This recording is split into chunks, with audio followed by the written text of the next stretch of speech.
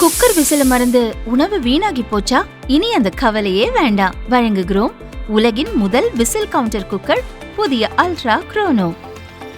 Ultra என்றால் ஆரோக்கியம். தமிழகத்தில் 19 IAS அதிகாரிகள் பணியிட மாற்றம் செய்யப்பட்டுள்ளனர். அவர்கள் நியமிக்கப்பட்டுள்ள புதிய பதவிகளின் விவரம்.